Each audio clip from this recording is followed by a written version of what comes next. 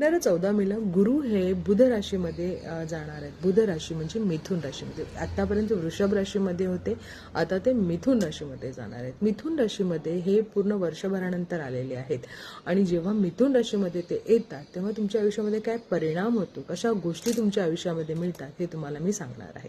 त्याचबरोबर एक लक्षात ठेवा की गुरु एका राशीमध्ये 12 महिने राहतात, पण आत्ता नंतर गुरु हे अतिचारी होणार आहेत. म्हणजे मिथुन राशीमध्ये आल्यानंतर ते अतिचारी असणार आहेत. अतिचारी म्हणजे काय, एखादा प्लॅनेट हा खूप फास्ट वेगाने जातो व तो एका राशीमधून दुसऱ्या राशीमधून परत दुसऱ्या राशीत अशा पद्धतीनं जेव्हा तो जातो त्याला अतिचारी म्हणतो.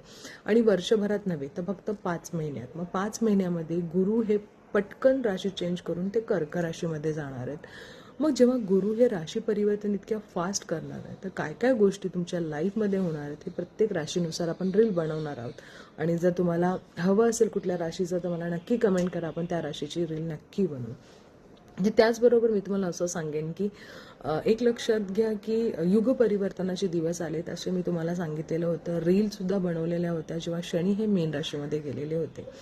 आत्तासुद्धा जेव्हा गुरु हे बुध राशीमध्ये म्हणजे मिथुन राशीमध्ये जात आहे तर खूप साऱ्या गोष्टी चेंज होणार आहेत. स्पेशली एक लक्षात ठेवा की गुरु हा एक धर्म आणि फार मोठा मनाचा आणि त्याचबरोबर खूप सौभाग्य देणारा प्लॅनेट आहे, पण तोही अतिचारी होतोय म्हणजे खूप फास्ट जाणार आहे.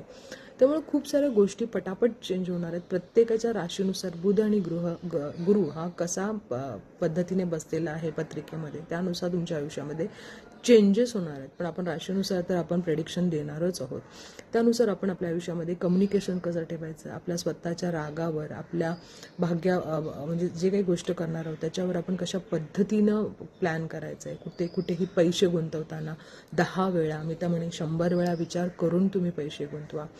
त्यामुळे खूप सारे अशा चेंजेस तुमच्या लाईफमध्ये पाहायला मिळणार आहेत. एक लक्षात ठेवा, मीन राशीमध्ये जेव्हा शनी बसतो तेव्हा युग परिवर्तन आहे हे मी सांगितलेलंच आहे. पण गुरु हे 8 वर्ष अतिचारी ह्याच्यामध्ये आहेत. कारण एक लक्षात घ्या, धनु राशी तुमची 9वी असते आणि मिथुन राशी ही 3री असते. याचं जे अंतर आहे ते 180 डिग्रीवर असतं. त्यामुळे ते आपल्या घरापासून दूर आहे. त्यामुळे त्यांचं आणि आपण जेव्हा पाहुण्यांच्या घरी जातो तेव्हा त्यांचा आपण काही अनुकूलन करतो, त्यांच्यानुसार वागतो.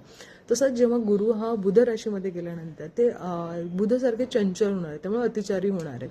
त्यामुळे कम्युनिकेशन किंवा आपले पैसे गुंतवताना, कुठलाही व्यवसाय करताना आपल्या सगळ्यांसाठी फार महत्त्वाचा दिवस असणार आहे. तर या गोष्टी आपण नक्कीच कंप्लीट करू प्रत्येक प्रेडिक्शनमध्ये. जर तुम्हाला प्रेडिक्शन हवं असेल तर मला नक्की सांगा, आपण राशीनुसार प्रेडिक्शन करू. Best of luck.